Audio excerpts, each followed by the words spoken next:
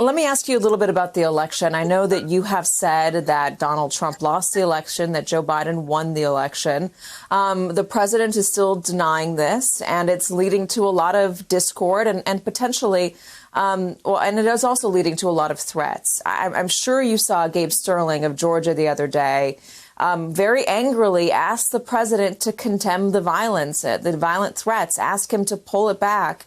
The president didn't do it. He also said that Republicans who aren't speaking up on this are complicit. What do you think of that? Well, first, violence should be condemned. No one should be encouraging violence.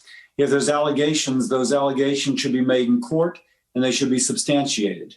I will acknowledge the president, about the same time I made my statement that with Michigan certifying his vote, Joe Biden had 270 electoral college votes, that the president authorized the General Service Administration to begin the transition.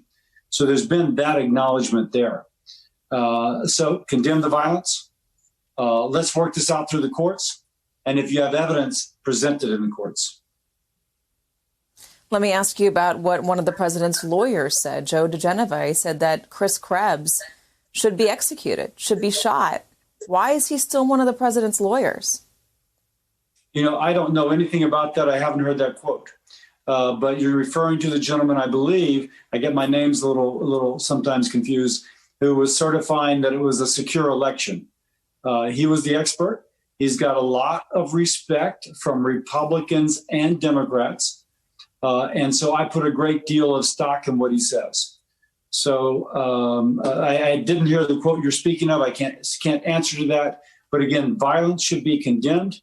And it certainly should not be encouraged.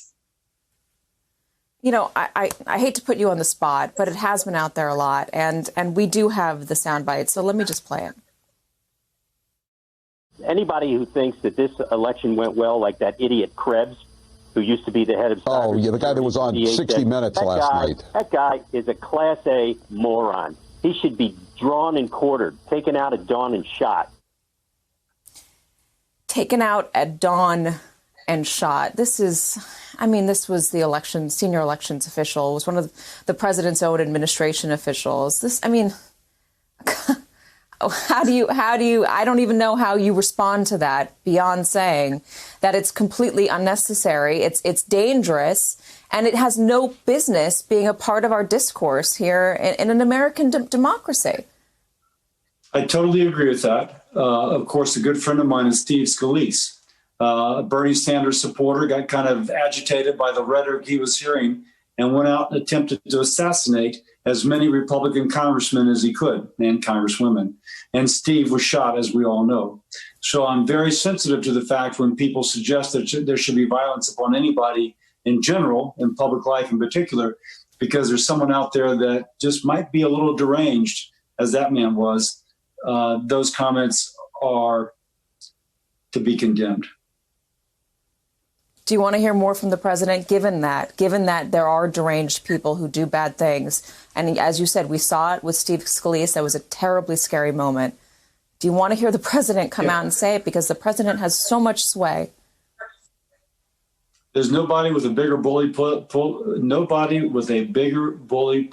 than the president of the United States. And probably nobody with more Twitter followers. And so what the president says really motivates folks. And I would love to see that. Senator Bill Cassidy, thank you so much for coming on, and good luck with your bill. I know there are a lot of Americans out there who are in desperate need of help and are hoping that something passes. We appreciate it, sir. Hey there, I'm Chris Hayes from MSNBC. Thanks for watching MSNBC on YouTube. If you want to keep up to date with the videos we're putting out, you can click subscribe just below me or click over on this list to see lots of other great videos.